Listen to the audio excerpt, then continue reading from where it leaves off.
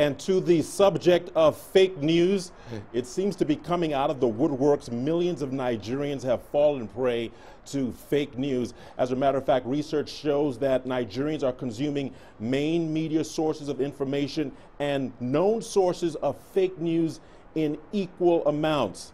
Now, how do you combat fake news? We've got Deji Badmus and Robert Nagila to unpack this. Over to you guys. Well, thank you very much, Richard. Deji, let's get straight into it. Just how serious is the issue of fake news?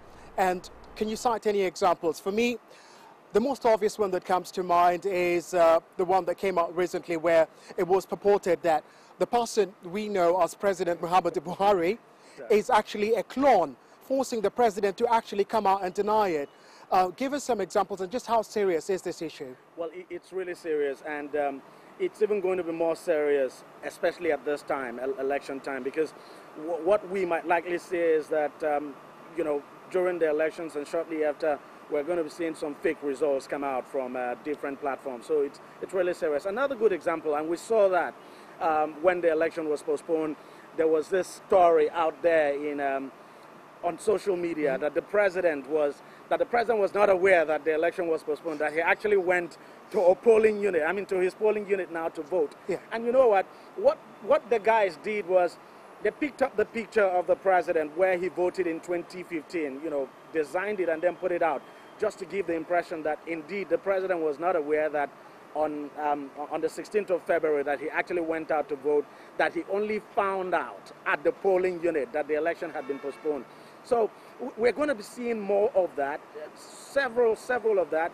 It's up to the authorities now, not just the authorities, for people too, right, to be able to tell between what is real and what is fake. And we know that, for instance, WhatsApp, that's the social network messaging site, has been carrying out serious campaigns in this country, media campaigns now, telling people to watch out for fake news. Absolutely. So it's something serious. Education has been provided, but then it's still up to people to tell what is fake and what is real, and not to share messages they receive on various social media platforms. Absolutely, you're absolutely right, Deji, and you've just touched on it. What the impact, we've seen this across the entire continent. Every time there's an election, fake news comes up around it. What sort of impact is it having on this particular election? We know, for example, that a lot of it begins on these encrypted apps and then makes its way onto these popular platforms and spreads like fire. Just what sort of impact is it having on this particular election?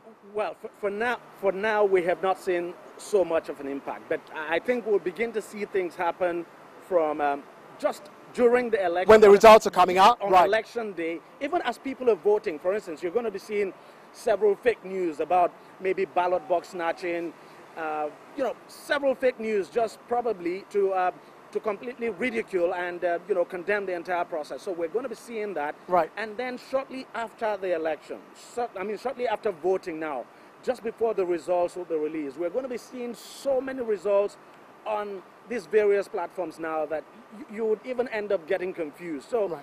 It's really going to be a problem, no doubt. It's going to be a huge challenge, and some of these are fake stories. People are going to believe them. There's absolutely, no doubt at all. absolutely. So we're going to see so much of it, and it's only at that point that we'll be able to tell the impact.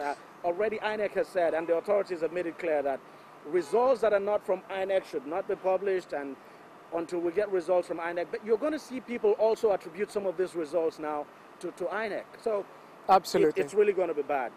We can't no doubt ourselves. about it. Yeah, we just have to get prepared for it. And a very important point there from Deji, that the Electoral Commission coming out and telling the country it's the only one mandated by law to release results. So any other results coming from anywhere else should be ignored.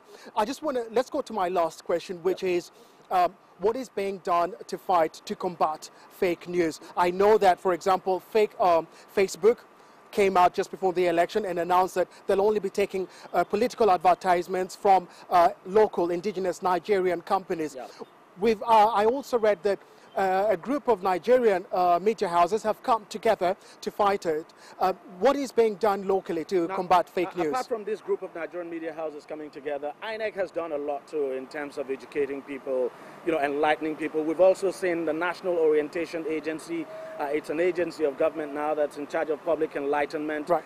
It's carried out a lot of campaigns before now, just to enlighten people on how to identify fake news. In fact, even the embassies in Nigeria, some of the foreign embassies, the United States Embassy, the British High Commission, they've all come together. I know they have provided a lot of training, especially for local journalists now and for bloggers, because bloggers are usually they are the biggest culprits. So, people have been trained, especially journalists and bloggers. They've been trained on how to identify fake news, how to tell which is the right, the correct story and which is fake. And the whole expectation is that these people who were trained were expected to go on their own to train others. So, but very important too that journalists were trained, because what we're beginning to see these days is that journalists most times, mainstream media most times, get their stories from the social media. Absolutely. So, absolutely. People have been trained. Let's just hope this training, the trainings now would have the desired impact. We're just waiting to see. But despite these trainings, we're still going to see some of this fake stuff out there. And let's just hope that the trainings that have been provided, that people will be able to put those trainings to use and deploy them to combat some of what will be coming out, because there's no question at all. These things are going to come out. Absolutely. And with the election now postponed, there's going to be a lot of that coming out in the next week. You saw a lot. You saw a lot. Absolutely. Absolutely. Absolutely. You saw a lot. People coming up with fake stories about why it was postponed, why the election was postponed, and all of that. And sometimes you have to be very careful, because sometimes these stories look very real.